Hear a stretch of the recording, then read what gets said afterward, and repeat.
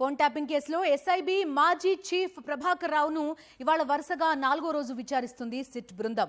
జూబ్లీహిల్స్లోని SIT కార్యాలయంలో జరుగుతున్న విచారణలో పురోగతిని జాయింట్ సిపి తఫ్సీర్ ఇక్బాల్ ఎప్పటికప్పుడు తెలుసుకుంటున్నారు. ప్రభాకర్ రావు 5 ఐక్లౌడ్ 5 జీమెయిల్ ఖాతాల్లో డేటాపై సిట్ దర్యాప్తు చేస్తోంది.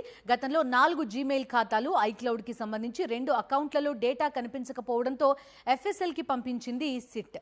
ఆ తర్వాత ఎఫ్ఎస్ఎల్ నుంచి వచ్చిన డేటా ఆధారంగా ప్రశ్నిస్తోంది. మరోవైపు సింక్ అయిన డేటా కోసం యాపిల్, జీమెయిల్ కంపెనీల నుంచి సమాచారం సేకరిస్తోంది సిట్. ఇవాళ ఎస్ఐబి మాజీ చీఫ్ ప్రభాకర్ రావు 4వ రోజు విచారణ కొనసాగబోతోంది. మా కరెస్పాండెంట్ అమర్ లైవ్లో జాయిన్ అవుతున్నారు, పూర్తి డీటెయిల్స్ అందిస్తారు.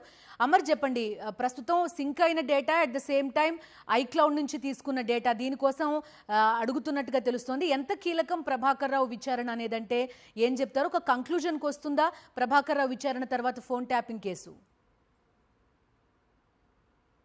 ఫోన్ ట్యాపింగ్ వ్యవహారంలోనే ఇప్పటికే రాజకీయ వ్యవహారం ముడిపడి ఉంది కాబట్టి ఏ రాజకీయ నాయకుడు చెబితే ఫోన్ ట్యాపింగ్ పాల్పడ్డాడన్న అంశానికి సంబంధించి ప్రభాకర్ రావుని గతంలో ఉన్నటువంటి ఎస్ఐపి మాజీ చీఫ్గా ఉన్నాడు కాబట్టి ప్రస్తుతం ఆయన దగ్గర నుంచి వివరాలు రాబడితే అసలు ఎవరు రాజకీయ కుట్ర వెనుక అంటే ఫోన్ ట్యాపింగ్కి ఎందుకు ఇల్లీగల్గా చట్టవిరుద్ధంగా చేయాల్సి వచ్చిందన్న అంశానికి సంబంధించి బయటపడే అవకాశం ఉన్న నేపథ్యంలో 7 రోజుల పాటు కస్టోడియల్ విచారణలో భాగంగా 19వ తేదీ వరకు ప్రభాకర్ రావును విచారించనున్నారు. ఇవాళ 4వ రోజు విచారణ కొనసాగుతుంది. ముఖ్యంగా జూబ్లీహిల్స్ పోలీస్ స్టేషన్లోనే సిట్ కార్యాలయం ఉంది. ఆ సిట్ కార్యాలయంలో 12వ తేదీన లొంగిపోయాడు.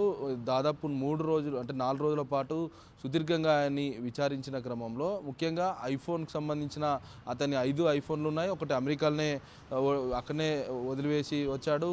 మొత్తం 4 ఐఫోన్లు ఉండగా అందులో ఉన్నటువంటి ఐక్లౌడ్ డేటాతో పాటు జీమెయిల్ డేటా ఈ 2 కూడా వాటికి సంబంధించిన కొన్ని పాస్వర్డ్లు మాత్రమే ఇచ్చారు. ఆ పాస్వర్డ్లు ఇచ్చినా కూడా అందులో ఉన్నటువంటి డేటాను మొత్తం కూడా డిలీట్ చేశారు. అయితే డిలీట్ చేయడానికి కారణాలు ఏంటి అని కూడా వ్యక్తిగతంగా ప్రభాకర్ రావుని సిట్ అధికారులు ప్రశ్నించినా కూడా ప్రభాకర్ రావు అందులో ఉన్నటువంటి నా పర్సనల్ డేటాను మాత్రమే డిలీట్ చేశానని ఒప్పుకున్నాడు. అయినా కూడా ప్రభాకర్ రావు అసలు డిలీట్ చేసిన డేటా ఏముందన్న అంశానికి సంబంధించి ఎఫ్ఎస్ఎల్ కూడా దీని రిపోర్టును కూడా పంపడం జరిగింది. ఉన్నటువంటి డేటాను, మొబైల్స్ను కూడా పంపించడం జరిగింది. ఎఫ్ఎస్ఎల్ రిపోర్ట్ కూడా వచ్చింది. ఎఫ్ఎస్ఎల్ రిపోర్ట్ ఆధారంగా ప్రస్తుతం ప్రభాకర్ రావుని ప్రశ్నిస్తున్నారు. కీలకమైన రాజకీయ నాయకులు ఎవరైతే గత ప్రభుత్వంలో ఉన్నటువంటి అమాత్యుల హస్తంతోనే ఈ వ్యవహారం మొత్తం కూడా నడిచిందనే ఆరోపణలు ఉన్న నేపథ్యంలో అసలు ఎవరు వెనుక ఉండి నడిపించారన్న కోణంలో పోలీసులు ప్రశ్నల వర్షం కురిపిస్తున్నారు. అయినా కూడా ప్రభాకర్ రావు పోలీసుల సిట్ విచారణకు ఎటువంటి సహకారం కూడా అందించట్లేదుగా తెలుస్తుంది. ముఖ్యంగా ప్రభాకర్ రావు రాజకీయ నాయకుల కొందరి పేర్లను ప్రస్తావిస్తూ కూడా సిట్ అధికారులు ప్రశ్నించినా కూడా